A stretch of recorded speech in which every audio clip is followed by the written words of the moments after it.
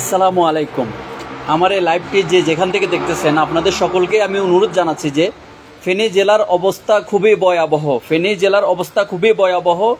কারোর সাথে যোগাযোগ করার মতো ওরকম কোনো পরিবেশ তাদের কাছে নাই, কারো লোকেশন পাওয়ার মতো ওরকম অবস্থা নাই। ফেনী জেলা ফুলগাজী, পরশুরাম এবং কি ছাগলনাইয়া, এই তিনটা জায়গার অবস্থা খুবই ভয়াবহ। বন্যার পরিস্থিতি খুবই ভয়াবহ। আপনারা যারা আমার এই লাইভটা দেখতেছেন তাদের কাছে অনুরোধ জানায় যে লাইভটা শেয়ার করেন এবং কি আপনারা যদি পারেন, আপনাদের যদি সামর্থ্য হয়, যদি পারেন আপনারা বেরিয়ে পড়ুন।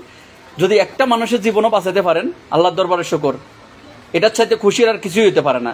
হয়তোবা কালকে নিউজে দেখবেন যে শত শত মানুষ মারা গেছে, কালকে নিউজে এটাই দেখবেন। তার আগে আপনারা এখনই বেরিয়ে পড়ুন। যেখানে যে অবস্থায় আছেন, যদি এই লাইভটা দেখেন আপনারা বেরিয়ে পড়ুন, জায়গায় অবস্থান করুন। ফুলগাজী, পরশুরাম এবং কি ছাগলনাইয়া, এই তিনটা জায়গাতে আপনারা যাওয়ার চেষ্টা করুন এবং কি মানুষদেরকে সহযোগিতা করার চেষ্টা করুন।